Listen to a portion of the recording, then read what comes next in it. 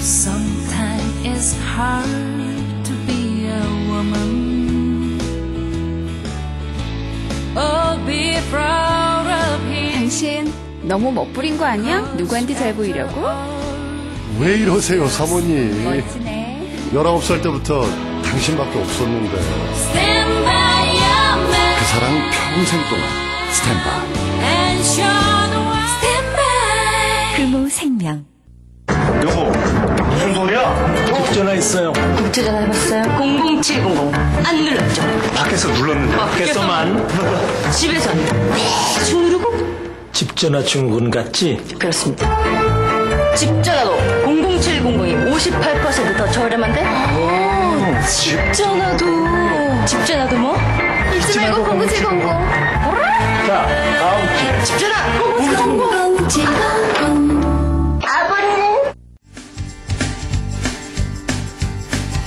Whether it rains, whether it pours, wherever I go, I will trust you, Lord, in the light of day or in the dark of night.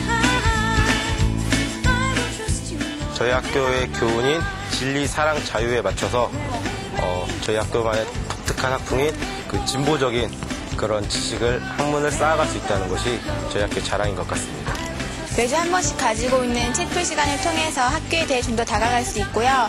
채플이 보통 사람들이 생각하는 평범한 기도만 하는 채플이 아니라 문화 채플이나 영어 채플 등 다양한 문화 활동을 통해서 체험할 수 있는 계기가 될 수 있습니다.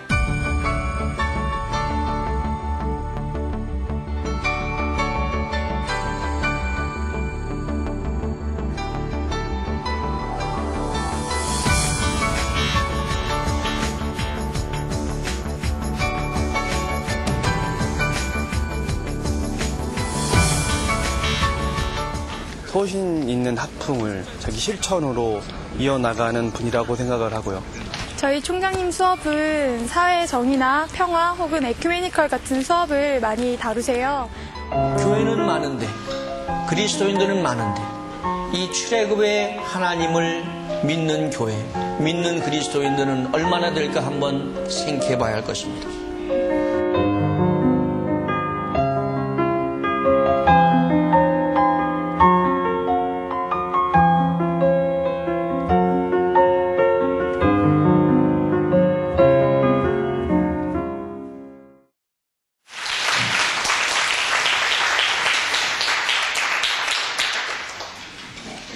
여러분 반갑습니다. 오늘은 평화 수립을 위한 그리스도인의 사명과 과제에 대해서 여러분과 함께 생각해 보려고 합니다.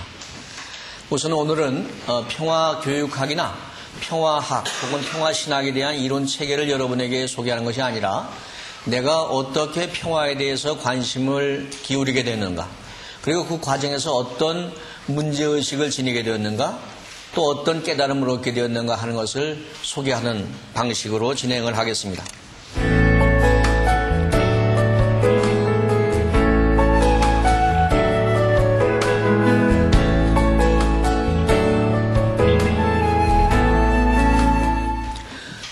먼저 우리 부모님 얘기를 좀 해야겠습니다. 부모님은 서울에서 두 분이 만나셔서 사랑하셨고 결혼하였습니다. 근데 행복한 신혼생활을 하는 중에 한국전쟁이 터졌어요. 어머니는 만삭의 몸을 하시고 피난길에 올랐습니다.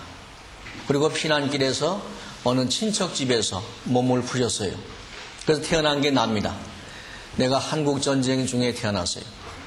한국전쟁은 우리 가정의 경제적인 기반을 송두리째 파괴했고 나에게는 참으로 어려서부터 건강에 특히 어려움을 주었습니다. 이제 내가 초등학교 5학년 때 가정삶이 더 어려워서 청주에서 중심지에 살다가 변두리로 이사를 갔습니다. 그 변두리로 이사 갔는데 논밭 한가운데 창고를 개조한 조그마한 교회당이 있었어요. 그때 내가 그 교회당을 나가면서 내 신앙생활이 시작이 되었습니다. 근데 6학년 때 학교에서 핵폭탄의 위력에 대해서 선생님이 설명하셨어요. 선생님의 설명을 듣고 나서부터 나는 그것이 큰 충격이 되었고 걱정거리가 되었습니다. 핵폭탄에 의해서 인류가 멸망하면 어떻게 하나 하는 걱정이 늘 내 마음속에 남아 있었어요. 그런데 어느 날 어느 전도사님이, 아마 전도사님이라고 하지만 한신대학을 졸업한 전도사님은 아니고 지방신학교를 다니던 신학생이었던 것 같습니다. 어느 전도사님과 대화를 하게 되었습니다. 그분은 나에게 너는 장래 희망이 무엇이냐 하고 물으셨어요. 나는 그분에게 자신 있게 저는 과학자가 되겠습니다. 그렇게 말했어요. 왜 과학자가 되고 싶으냐? 저는 과학자가 되어서 인류가 핵폭탄에 의해서 멸망하지 않도록 한번 대책을 세우겠습니다. 그런 발명을 하겠습니다. 이렇게 대답을 했어요. 그랬더니 전도사님은 웃으면서 말하기를 어차피 인류는 유황불에 의해서 멸망하게 돼 있어. 그래서 헛된 꿈이야. 이렇게 말씀하셨어요. 다만 열심히 신앙생활을 한다면 인류가 망해도 영생을 얻을 것이다. 이렇게 말씀하셨습니다. 어린 나는 그 대답에 대해서 더 이상 내 의견을 내세울 수가 없었습니다. 내가 한국신학대학에 입학할 때만 해도 나는 이 땅 위에서 평화를 세우는 것은 불가능할 것이다. 이런 생각을 했습니다. 다만 멸망할 세상으로부터 죽어가는 영혼들을 구원받도록 전도하는 것만이 내가 해야 할 최선의 일이다. 이렇게 생각하고 한국신학대학을 들어왔습니다. 여러분이 잘 아시는 것처럼 한국신학대학은 이제 한신대학이라 불리죠. 근데 이 한신대학교에서 저는 여러 신학 이론들과 실험을 하면서 새로운 깨달음을 얻게 되었습니다. 성경의 관심사는 죽음 이후에 개인들이 영혼이 구원을 받도록 돕는 것이 아니라 하나님께서 창조하신 이 세상을 다시금 사람다운 삶을 살아갈 수 있는 세상으로 만드는 것이다 하는 것을 한신대학에서 깨달았습니다. 나는 특히 디트리히 보네퍼 목사님으로부터 이런 깨달음을 얻게 되었어요. 여러분이 아시는 것처럼 보네퍼 목사는 히틀러 암살 사건에 연루되어서 처형되었던 젊은 목사님입니다. 이분은 죽음을 앞두고 옥중에서 편지를 써서 밖으로 내보냈는데 그 옥중서관에서 이렇게 말합니다. 1944년 6월 27일 쓴 편지에서 근동지방의 다른 종교들과는 달리 구약성서의 신앙은 구원 종교가 아니다. 그러나 그럼에도 불구하고 기독교는 늘 구원 종교라고 불린다. 여기에 근본적인 오류, 즉 그것에 의하여 그리스도가 구약성서에서 분리되어서 구원 신화들로부터 해석되어지는 그 오류가 있는 것이 아닐까. 중간에 좀 생략하겠습니다. 구원 신화들은 바로 죽음이라는 한계를 극복하는 것을 목표로 삼고 있는 반면에 여기에서는 역사적 구원들이, 즉 죽음이라는 한계의 차안이 문제되고 있다. 조금 더 생략하겠습니다. 이스라엘이 이집트로부터 구원받은 것은 땅 위에 있는 하나님의 백성으로서 하나님 앞에서 살아갈 수 있기 위해서이다. 보네퍼가 바르게 지적하고 있듯이 성서적 신앙의 관심은 육체적 죽음이라는 한계를 극복하는 문제가 아니라 바로 죽음 이전의 삶을 하나님께서 창조하신 본래의 모습대로 살아가는 데 집중되었습니다. 그러므로 성서가 증언하는 신앙인들은 이 땅 위에서 살아가도록 허락된 단 한 번의 삶을 참된 의미에서, 진정으로 참된 의미에서 사람답게 살아가려고 노력했습니다. 사람답게 살기 위해서 그들은 정의롭고 평화로운 공동체를 이루려고 애썼던 것입니다. 공동체가 정의롭고 평화롭지 않다면 구성원들이 사람답게 살 수 없기 때문입니다. 성서가 증언하는 야훼 하나님은 죽은 영혼들만을 심판하고 구원하는 초월자가 아니라 살아있는 사람들과 만나고 대화하고 바른 삶의 길로 안내하는 분입니다.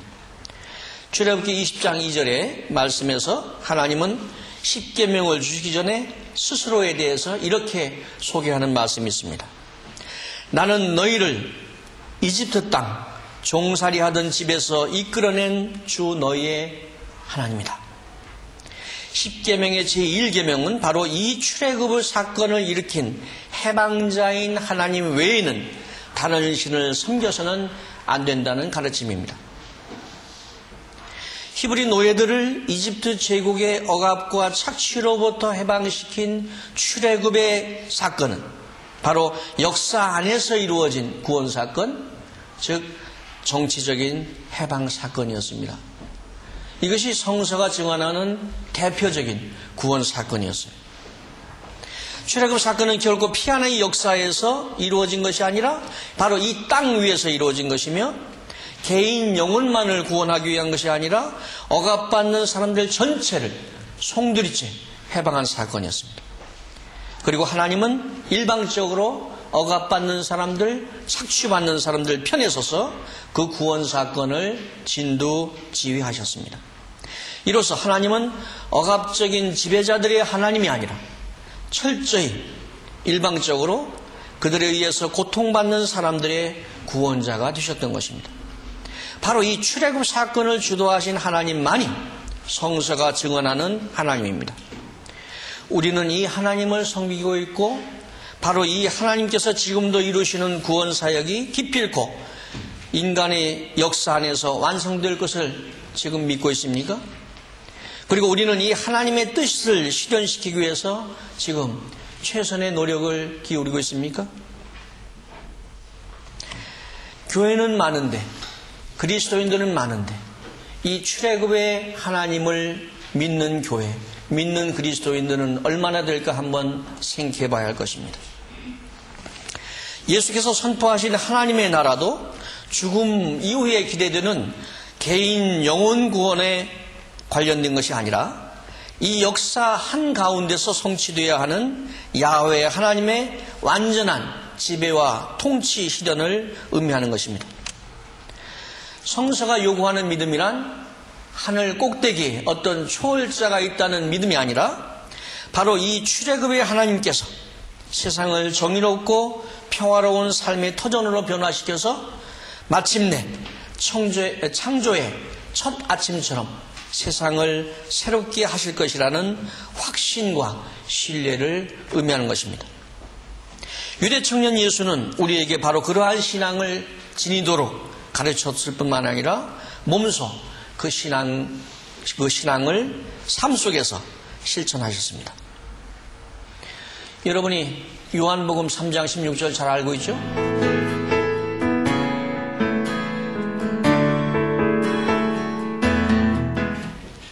하나님께서 이 세상을 이처럼 사랑하사, 이 말씀이 아주 중요합니다. 하나님이 사랑한 세상을 우리는 버리려고 했어요. 하나님께서 세상을 이처럼 사랑하셔서 예수를 보내서 참된 삶의 길을 보여주셨다. 예수께서 이 땅에 오신 것은 사람들을 이 세상에서 저 세상으로 공간 이동시키기 위한 것이 아니라 바로 이 땅 위에서 사람답게 살아가도록 하기 위한 것이었습니다. 이 세상을 멸망시키는 것이 아니라 이 세상을 하나님의 영토로 되찾기 위한 것이었습니다. 그러므로 살아계신 하나님께서는 오늘날도 세상을 정의롭고 평화로운 삶의 공간으로 변화시키기 위해서 일하고 계십니다. 예수께서는 그 하나님의 관심사와 사역에 참여한 참된 사람이었습니다. 그런데 나는 독일 베를린 자유대학교에서 신학을 배우면서 한국에서는 경험하지 못했던 충격적인 문제의식에 직면하게 되었습니다. 우리는 흔히 생각하기를 이 세상 사람들 모두가 그리스도인이 되기만 하면은 세상에는 사랑이 넘치게 되고 그리고 자연스럽게 정의롭고 평화로운 세상이 올 것이다. 이렇게 우리는 생각을 합니다. 그래서 우리의 최대 과제는 다만 전도를 해서 많은 사람을 교회당 안으로 모아들이는 것이라고 생각을 합니다.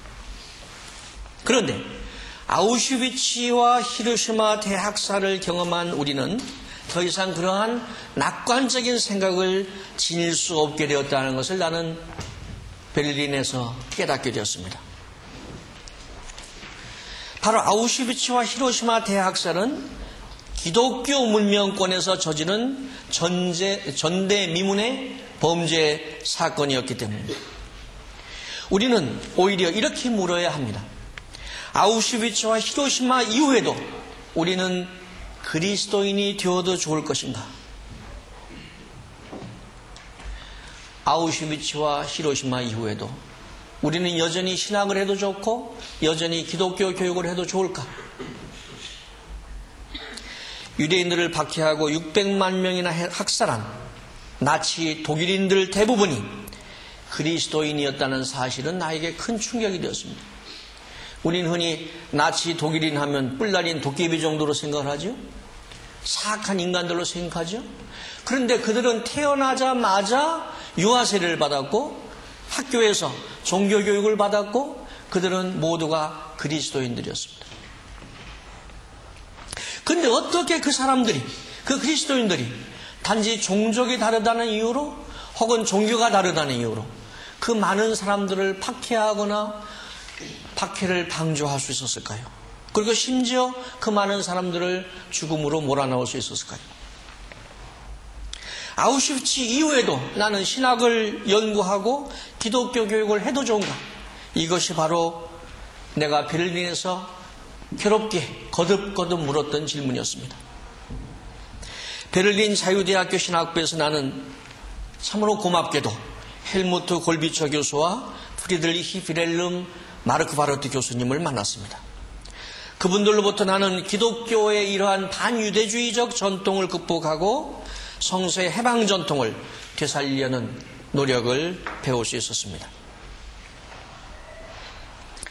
마르크 바르트 교수는 한 강연에서 아우슈비츠는 오늘 우리에게 우리의 기독교에 대한 심판으로서 관계가 있다. 이렇게 외쳤습니다. 그는 기독교의 본질의 방향 전환을 이렇게 요청했습니다. 우리의 태도만이 아니라 우리가 지닌 신앙 자체가 변화되어야 마땅하다.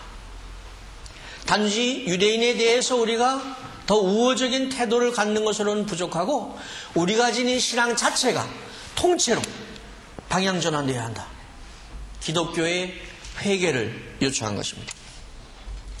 아우슈비츠는 다름 아닌 바로 서구의 이른바 기독교 국가들이 저지른 범죄들 가운데서 대표적인 것이었습니다.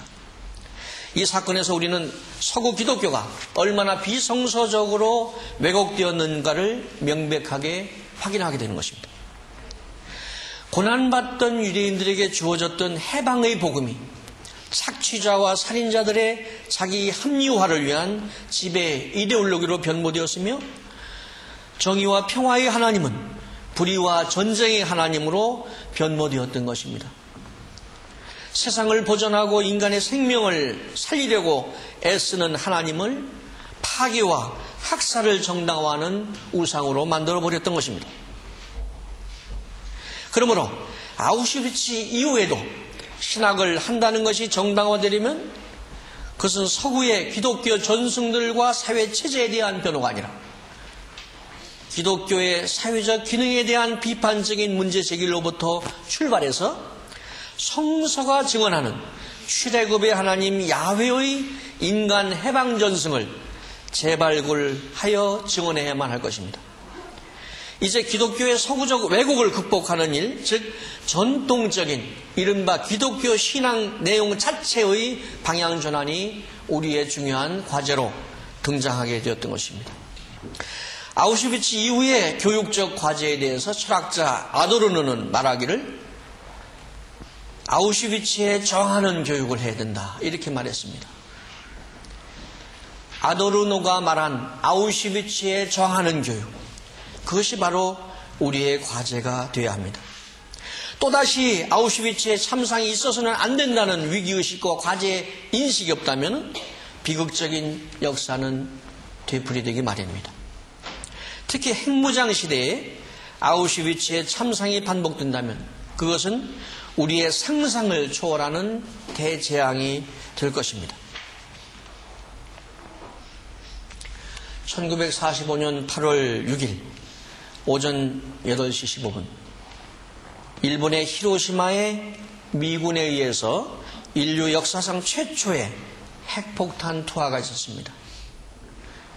그 시간 이후에 인류는 새로운 차원의 존속 위기에 직면하게 되었습니다. 나치의 아우슈비츠의 범죄, 파시즘, 그리고 일본 군국주의의 범죄는 이제 히로시마의 범죄로 대체되었습니다. 우리는 이 무차별 대량 학살과 대량 파괴가 한국의 해방을 가능하게 하였다는 생각 때문에 히로시마에서 미국이 저지른 범죄성을 간과해서는 결코 안 될 것입니다. 히로시마와 나가사키에서 희생된 사람들은 대부분 민간인들이었고 당시 원폭 희생자의 20% 내지 25%는 강제징용으로 끌려갔던 한국인들이었습니다. 그들은 다름 아닌 미국의 신형 무기의 위력을 시험하기 위해서 희생되었던 것입니다. 아무런 이유도 없이 무지한 죽음을 그들은 죽었습니다. 그러므로 그 원폭 투하는 어떤 이유로도 정당화될 수가 없는 것입니다. 히로시마는 전쟁의 상처를 극복하고 살아남았습니다. 그러나 최신형 전략 핵무기의 공격을 받는다면 그것은 한 도시가 아니라 한 국가 전체가 멸절하고 말 것입니다. 그리고 오랫동안 그곳에서는 생명체가 살아날 수 없을 것입니다. 우리는 분단 국가에서 바로 이러한 위험을 안고 살아가는 것입니다. 핵 우산은 우리를 보호하는 것이 아니라 우리에게 이러한 위험을 지속적으로 안겨주는 것입니다. 미국을 비롯한 강대국들이 핵무기를 지니고 있다는 사실만으로도 인류의 존속을 위태롭게 하는 범죄를 저지르고 있는 것입니다. 그런데도 강대국들은 핵무기를 적대자들의 공격을 막아내는 효과적인 수단이라고 선전합니다.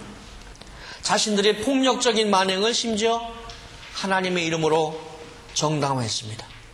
그들은 우리의 적이기 때문에, 하나님을 안 믿기 때문에, 우리와 다른 종족이기 때문에, 우리와 생각이 다르기 때문에 그들을 멸절시키는 것은 하나님의 뜻이다, 이렇게 주장을 했던 것입니다. 그 대표적인 사례가 바로 중세기의 마녀 사냥, 이단 처형, 그리고 20세기에 자행되었던 아우슈비츠와 히로시마의 대학살이었습니다. 그러나 예수께서는 이미 산상설교에서 원수 사랑의 가르침을 통해서 이웃과 원수라는 이분법적인 도식을 해체하였습니다. 여러분이 잘 아는 마태복음 5장 43절에서 48절에 있는 말씀을 한번 내가 읽어보겠습니다. 네 이웃을 사랑하고 네 원수를 미워하여라 하고 이런 것을 너희가 들었다. 그러나 나는 너희에게 말한다. 너희의 원수를 사랑하고 너희를 박해하는 사람을 위해서 기도하여라. 그래야만 너희가 하늘에 계신 너희 아버지의 자녀가 될 것이다. 아버지께서는 악한 사람에게나 선한 사람에게나 똑같이 해를 떠오르게 하시고 의로운 사람에게나 불의한 사람에게나 똑같이 비를 내려주신다. 너희가 너희를 사랑하는 사람만 사랑하면 무슨 상을 받겠느냐? 세리도 그만큼은 하지 않느냐? 또한 너희가 너희 형제 자매들에게만 인사를 하면서 지내면 남보다 나을 것이 무엇이냐? 이방 사람들도 그만큼은 하지 않느냐? 그러므로 너희의 하늘 아버지께서 완전하신 것과 같이 너희도 완전하여라. 예수께서는 원수도 사랑의 대상에 포함시켰습니다.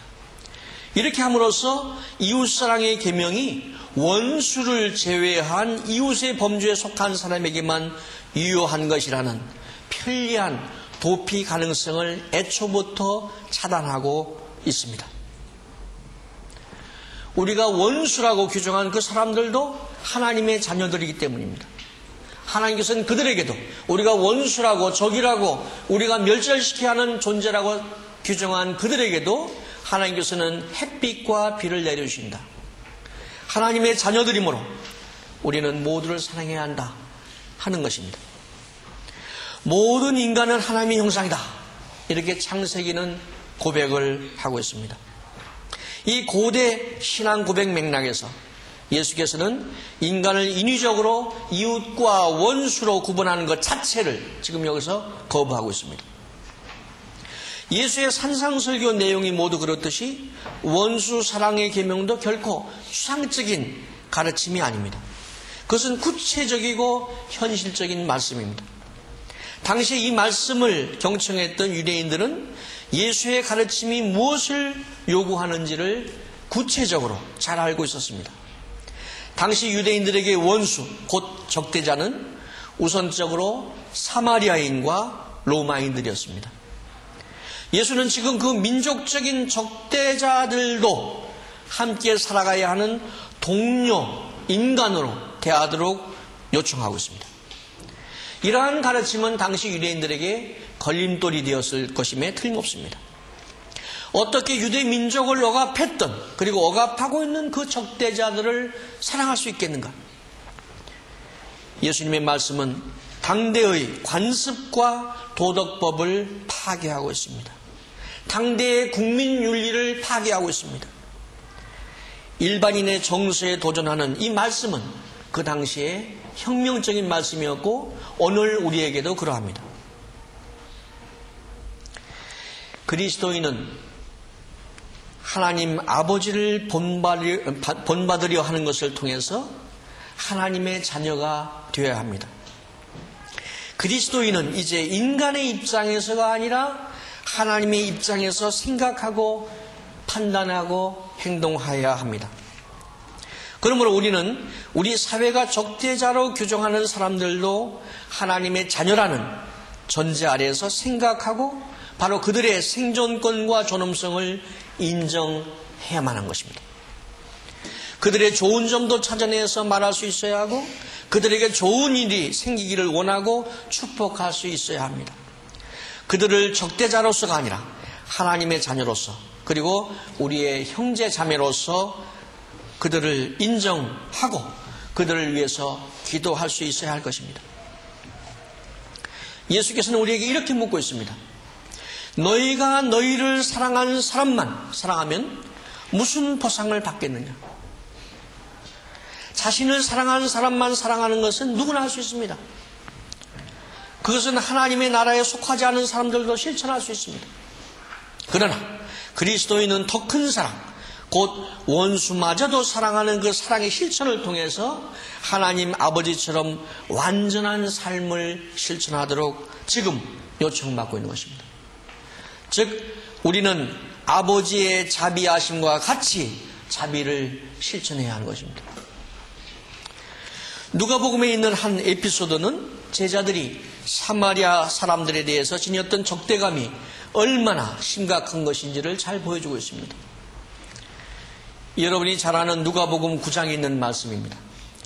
사마리아의 동네가 예수를 영접하지 않은 내용을 담고 있는 부분입니다. 51절에서 56절 사이에 보면은 예수께서 예루살렘을 향해 가다가 날이 저물어서 사마리아 사람들 동네에서 하루를 묵어가기를 원했습니다. 그런데 그 사람들은 예수께서 예루살렘을 향해서 간다는 이유 때문에 예수를 맞아들이지 않았습니다. 54절부터 읽겠습니다. 그래서 제자인 야고보와 요한이 이것을 보고 말하기를 주님, 불이 하늘에서 내려와 그들을 태워버리라고 우리가 명령하면 어떻겠습니까? 하였다. 그렇게 이들이 얼마나 지금 지독한 적개심을 표현하고 있습니까? 예수님을 맞이하지 않았다는 이유 때문에 우리가 기도해서 불이 하늘에서 내려와 그들을 태워버리게 하면 어떻겠습니까? 이렇게 말했습니다. 55절 말씀에 예수께서 돌아서서 그들을 꾸짖으셨다. 다른 고대 사본에는 이렇게 기록되어 있습니다. 꾸짖으시고 말씀하시기를 너희는 어떤 영에 속했는지 모르고 있다. 인자가 온 것은 사람의 생명을 멸하려 하는 것이 아니라 구원하려 함이다. 이렇게 말씀했다고 기록되어 있습니다. 이 에피소드에서 우리는 당시의 사마리아인들과 유대인들 사이에 얼마나 큰 갈등이 존재했는지를 확인하게 됩니다. 그 갈등의 뿌리는 아주 오랜 역사를 지니고 있습니다. 여러분이 잘 아는 것처럼 기원전 8세기에 북왕국이 멸망한 후에 정복자들인 아시리아 제국은 이민 정책을 통해서 북왕국에 혼혈 민족을 탄생시켰습니다. 그들이 바로 사마리아인들입니다. 사마리아인들은 혈통이나 종교가 유대인과 다를 수밖에 없었습니다. 기원전 6세기에는 남왕국이 패망하고 지도자들이 바빌로니아 제국의 전쟁 포로로 납치당했습니다. 그런데 그 시기에 북왕국에 있었던 이 사마리아인들이 남왕국을 지배했습니다. 그래서 유대인들을 괴롭혔습니다. 그러므로 유대인들의 적대감은 우리가 충분히 이해할 수 있을 것입니다. 그러나 그 적대감 때문에 주님의 능력을 빌려서 아예 그들을 멸절시키기를 바라는 것은 결코 용납될 수가 없는 것입니다. 아무리 미워도 그들은 함께 더불어 살아가야 하는 우리와 동일한 인간이다. 예수께서는 그렇게 가르치셨습니다. 예수께서는 제자들을 꾸짖었다고 성서는 기록합니다. 이 꾸짖음은 신앙의 이름으로 적대자들을 멸절시키려는 모든 시도들에 대한 주님의 강력한 거부라고 생각을 합니다. 누가복음 10장에서는 바로 한 장을 넘기면 누가복음 10장에서는 예수께서는 이처럼 적대감에 사로잡혀 있는 제자들에게 비유를 통해서 그들의 사고방식에 철저한 전환을 요청하고 있습니다. 누가복음 10장 25절에서 37절 사이에는 여러분이 잘 아는 사마리아 사람 비유가 나옵니다. 어떤 율법학자가 예수께 물었죠? 선생님, 내가 무엇을 해야 영생을 얻겠습니까? 예수께서는 금방 대답을 주지 않고 다시 질문을 던집니다. 율법에 무엇이라고 기록되어 있으며 그것을 어떻게 이해하고 있습니까? 하고 물었습니다. 질문하는 그 사람이 다시 대답을 합니다. 네 마음을 다하고 목숨을 다하고 네 힘을 다하고 네 뜻을 다하여 주 너희 하나님을 사랑하라 하였고 또 네 이웃을 네 몸과 같이 사랑하라 하였습니다. 예수께서는 네 대답이 옳다. 그대로 행하라. 그러면 살 것이다. 이렇게 말씀하셨습니다. 네가 바르게 알고 있는데 그것을 실천하라 하는 것이죠. 그런데 율법학자는 여기 29절에 보면은 성서는 이렇게 기록하고 있습니다. 자기를 옳게 보이고 싶어서 예수께 말하였다. 그러면 내 이웃이 누굽니까? 이렇게 질문합니다. 이 질문에는 어떤 뜻이 담겨 있습니까? 저는 제 이웃은 다 사랑했습니다. 제가 사랑하지 않았다면 이웃이 아니기 때문입니다. 하고 자기를 정당화하려고 했습니다. 예수께서는 여기에 대해서 논쟁을 하지 않았습니다. 그리고는 우리가 잘 아는 인정 많은 사마리아 사람 비유를 들려줬습니다. 어떤 사람이 강도를 만나 쓰러져 죽게 되었다. 예루살렘에서 여리고로 가다가 강도를 만났다니까 그 사람은 틀림없이 유대인입니다. 유대인이 쓰러져 죽게 되었는데 제사장도 레위인도 그냥 지나갔다. 그런데 어떤 사마리아 사람이 지나가다가 그를 구해주었다. 심지어 그를 치료하기 위해서 여관에 맡겨놓고 치료비까지도 내주었다. 이런 얘기죠.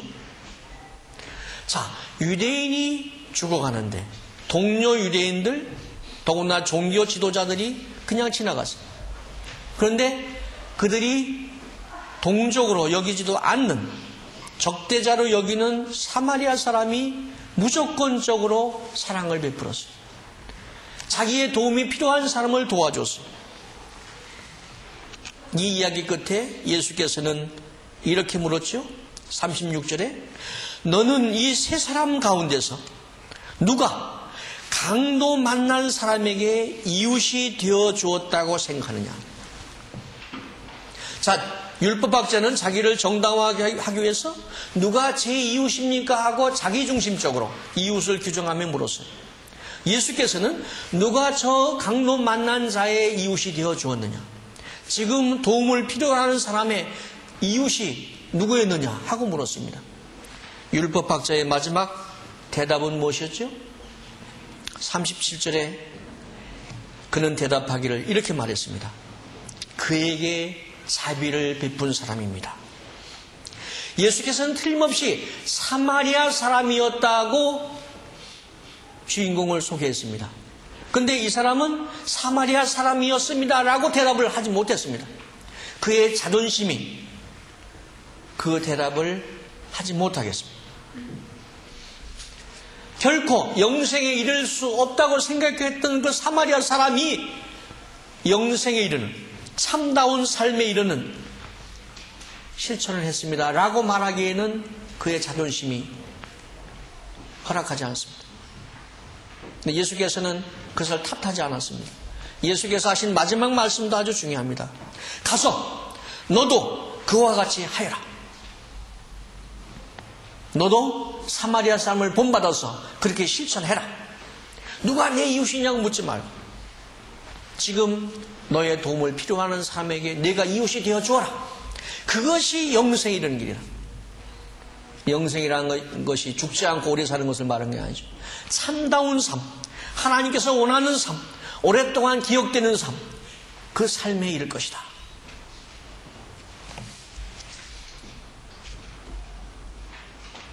여기에서 지금 나를 중심으로 이웃을 규정했던 그 관습을 깨트립니다.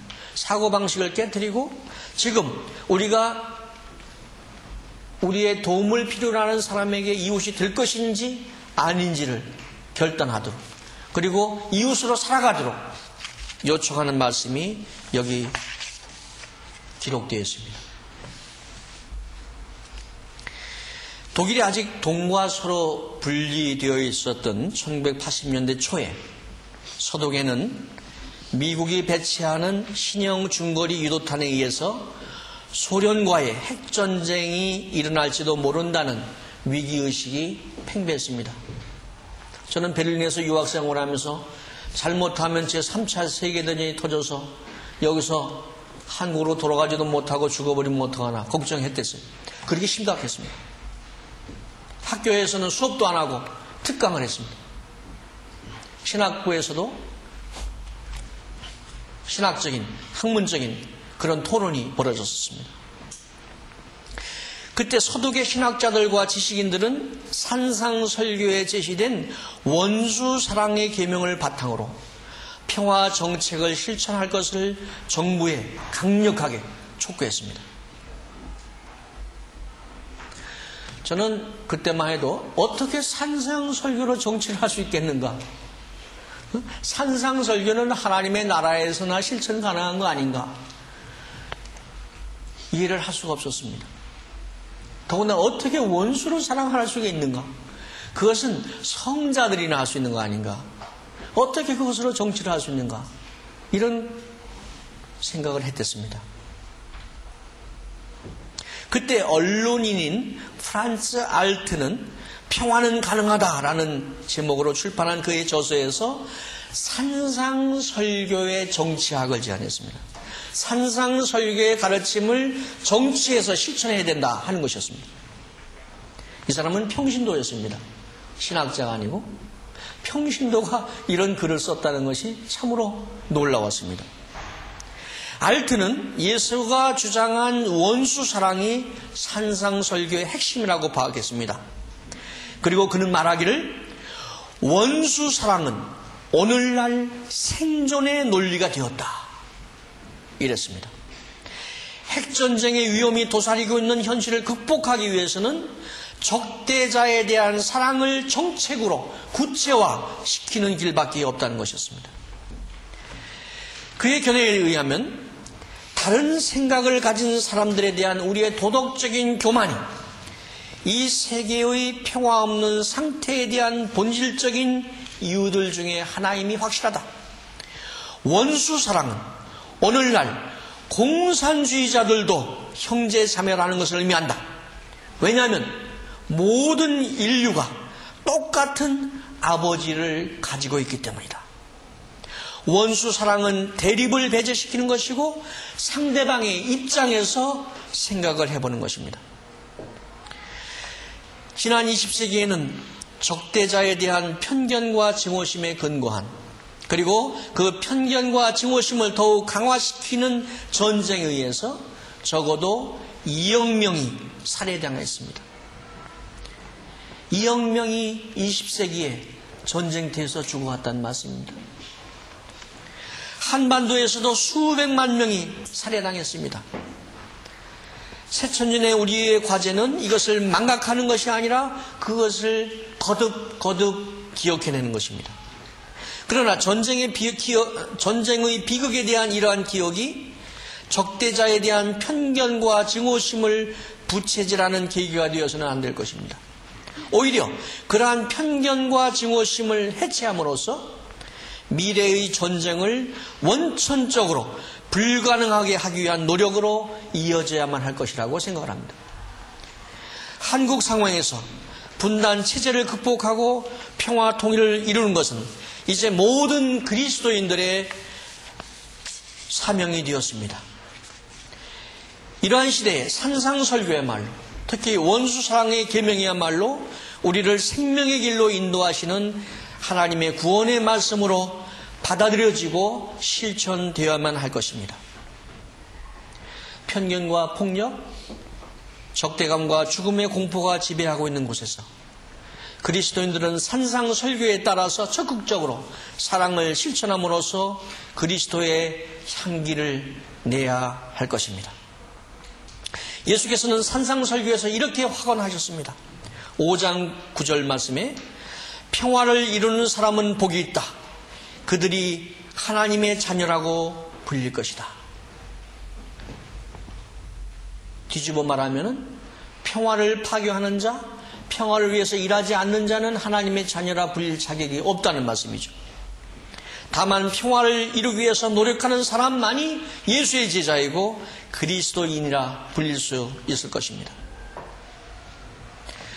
나는 그렇게 평화를 이루기 위해서 치열하게 살았던 한 분을 소개함으로써 오늘의 강의를 마치려고 합니다. 그분은 우리가 잘 아는 문익환 목사님입니다. 문 목사님은 한신대를 졸업한 여러분의 선배님입니다. 그리고 문 목사님은 한때 한신대에서 교수로서 봉사하기도 했습니다. 문 목사님은 한국의 분단 체제가 극복되고 평화 체제가 수립되도록 선구적인 역할을 하셨습니다. 그분은 그로 인해서 고난을 받았으나 그분으로 인해서 한국의 남북 관계가 평화 통일을 지향하는 방향으로 전환하게 되었음을 우리는 기억해야 할 것입니다. 문 목사님은 1989년 1월 1일 새벽에 잠꼬대 아닌 잠꼬대라는 시를 통해서 방북을 결단했고 그해 3월 그 결단을 실천으로 옮겼습니다. 그분의 시는 우리 교정에 세워진 시비에 담겨 있습니다. 이제 그 시의 일부를 소개하고자 합니다. 중요한 부분만 몇 문장 소개합니다. 난 올해 안으로 평양으로 갈 거야. 기어코 가고야 말 거야.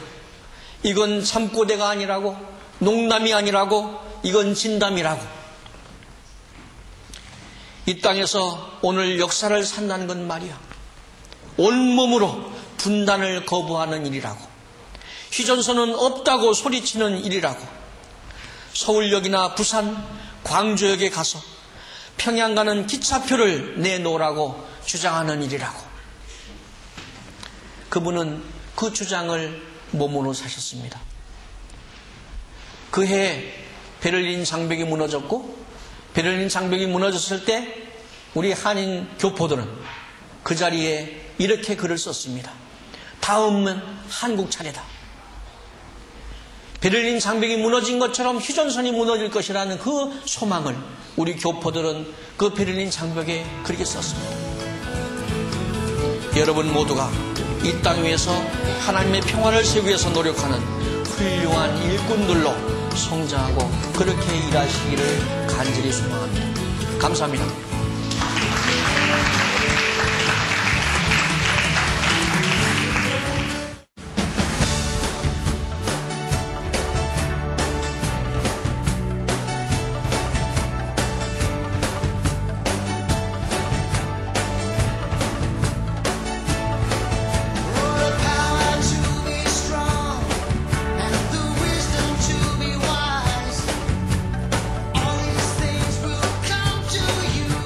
사람을 소중히 여기는 건강기업 인성내추럴.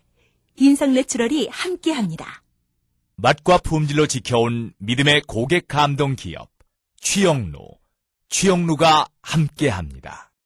직접 저희가 세계화를 진출을 할 뿐만 아니라 세계 여러 학생들이 저희 학교로 와서 같은 수업을 듣고 같이 동아리 활동이나 러시아 학회 이런 수업을 연관하여서 교회에서만 이렇게 기독교 교육을 실천하는 것이 아니라 사회에 나가서 기독교 교육을 배운 사람으로서 어떻게 살아야 되는지를 많이 얘기해 주시는 수업을 진행하십니다.